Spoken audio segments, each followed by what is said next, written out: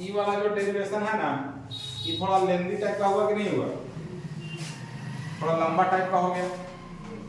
तो अब हम लोग क्या करते हैं कि इसी डेरिवेशन को एकदम शॉर्टकट में कर देते हैं। ऐसे एग्जाम में कोशिश करना कि जितना बड़ा डेरिवेशन करेगा उतना पेज भराएगा, और जितना पेज भराएगा उतना मतलब अच्छा रहेगा। तो एग्जाम में प्रयास करना है यही वाला, शॉर्टकट वाला प्रयास नहीं करना। तो चलो इसी डेरिवेशन को शॉर्टकट फॉर्मेट में करते हैं हम लोग।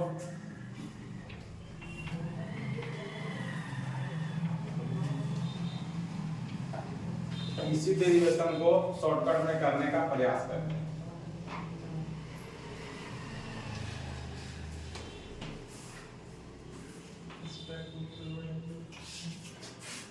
ठीक है,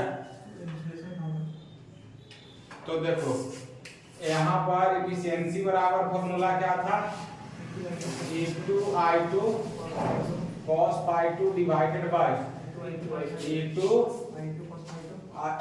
I2 cos phi2 plus Pi plus I2 whole square into RE, है ना। हम लोग डेराइव कर रहे हैं कंडीशन फॉर मैक्सिमम एफिशिएंसी, ये मेथड 2 हो जाएगा। ठीक है, देखो I2 को कॉमन कर लो, तो I2 को अगर हम कॉमन कर लें तो यहाँ पर क्या बचेगा, E2 cos phi2, ठीक है, डिवाइडेड बाय I2 को कॉमन कर लो तो E2 cos phi2 plus Pi बटे I2 plus I2 R E1, है ना। अब देखो, अब इफिशिएंसी में इफिशिएंसी बराबर E2 cos phi2 divided by E2 cos phi2 plus Pi बटे I2 plus I2 into RE1 हो गया। अब ये जो इफिशिएंसी का फॉर्मूला आया, एकरा में ऊपर में करंट नहीं है, इस फॉर्मूला में ऊपर में करंट नहीं है, ठीक है, तो नीचे में करंट है।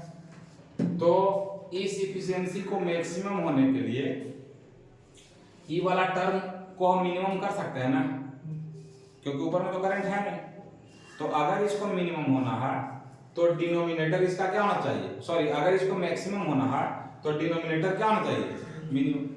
किसी भी फंक्शन का अगर डिनोमिनेटर मिनिमम होता है तो फंक्शन जो होता है वो मैक्सिमम होता है। पढ़ा है ना, मैथ में पढ़ा हुआ फंक्शन में कि डिनोमिनेटर अगर कम रहे तो फंक्शन का मान क्या होता है, ज्यादा। ऐसे भी समझो ना यार, कि मान लो कि 8 में तुम 4 से भाग देगा तो कितना आएगा, 8 में 2 से भाग देगा तो कितना होगा, 8 में 1 से भाग देगा तो कितना होगा, 8 में 1/2 से भाग देगा तो कितना होगा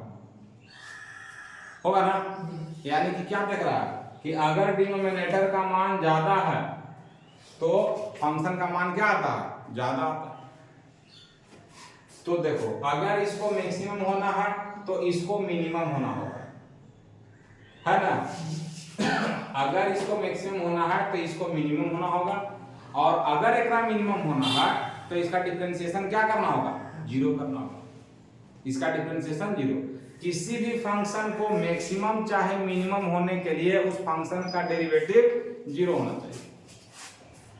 तो यहां लिख देते हैं for new to be maximum,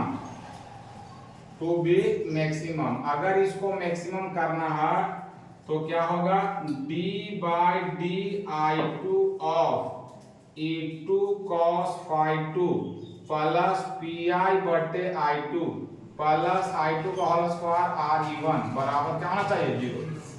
अगर इसको मैक्सिमम होना है तो इसको मिनिमम होना होगा, और अगर इसको मिनिमम होना है तो इसका डिफरेंशिएशन को 0 होना होगा, है ना। तो देखो ये कांस्टेंट है, कांस्टेंट का डिफरेंशिएशन 0 प्लस ये देखो 1/x टाइप का है, 1/x टाइप का, Pi कांस्टेंट है, 1/x टाइप का, तो 1/x का differentiation minus 1/x square type का हो जाएगा, ठीक है। तो यहाँ हो गया, और I2 इंटू क्या हो जाएगा, RE1 बराबर क्या हो जाएगा, 0 हो जाएगा, है ना। यानी कि यहाँ पर अगर हम लोग लिखेंगे तो कितना हो जाएगा 2i2 RE1, इसको इधर लिख दे रहे हैं, उसको उधर कर दे रहे हैं, बराबर क्या हो जाएगा Pi बटे I2 का होल स्क्वायर, है ना। तो ठीक है, तो मीटर पर आएगा 2 आ गया है। अच्छा गलती तो लिखवे की है, यहाँ पर 2 है नहीं ना, कॉमन किए थे ना, तो यहाँ पर तो 2 है नहीं, तो यहाँ पर जो डिफरेंशिएशन करेगा इसका तो सिर्फ क्या बचेगा RE1, सिर्फ क्या बचेगा RE1 बचेगा, है ना। जैसे कहने का मतलब है कि यहाँ I2 को कॉमन किए तो स्क्वायर हट गया था ना, लेकिन गलती से हम यहाँ पे स्क्वायर लिख दिए थे, तो कॉमन कर दिए थे, ठीक है। तो इसका डिफरेंशिएशन 0, इसका -1/x स्क्वायर टाइप्स हो गया, कांस्टेंट ऊपर में रहेगा नहीं, और I2 का केवल 1 हो जाएगा, इसका RE1। तो अब हम लोग इसको उधर भेज देंगे, मतलब यहाँ आ गया कितना -Pi बटे I2 का होल स्क्वायर प्लस RE1 बराबर 0, यानी कि RE1 बराबर Pi बटे I2 का होल स्क्वायर, इसको इधर कर दो, तो I2 का होल स्क्वायर इनटू RE1 बराबर क्या हो जाएगा Pi, कॉपर लॉस बराबर क्या हो गया आयरन लॉस। इसका मतलब क्या हुआ, इसका मतलब ये हुआ कि अगर ट्रांसफार्मर का एफिशिएंसी को मैक्सिमम करना है, अगर ट्रांसफार्मर के एफिशिएंसी को मैक्सिमम करना है तो कॉपर लॉस का मान आयरन लॉस के बराबर होना चाहिए। इसी फार्मूला में अगर तुम Pi को पहले लिख देगा और PCU को बाद में लिख देगा ना, तो गलत हो जाएगा। कॉपर लॉस बराबर आयरन लॉस लिखना सही है, न कि आयरन लॉस बराबर कॉपर लॉस लिखना सही है। क्लियर है बात। तो चलो यहाँ तक थ्योरी वाला सेक्शन कंप्लीट कर दिए। अब देखो एग्जाम का डेट आ गया, ठीक ना, इसलिए अब डायरेक्ट प्रीवियस ईयर क्वेश्चन का ही डिस्कशन कर देते हैं। ऐसे करेंगे तो बहुत टाइम लग जाएगा। जो प्रीवियस ईयर क्वेश्चन है मेरे पास या तुम लोग के पास होगा तो उनको भेज देना, उसी क्वेश्चन का डायरेक्ट डिस्कशन कर देते हैं, ठीक है।